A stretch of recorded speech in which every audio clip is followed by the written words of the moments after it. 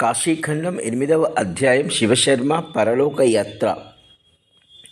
స్వర్గారోహణ పర్వం అధ్యాయం 4లో శ్లోకం 23 ప్రకారం మహాభారత యుద్ధంలో మరణించిన కొంతమంది సైనికులు గుహ్యలోకంలోనికి వెళ్ళారని నారదుడు చెప్పడం జరిగింది.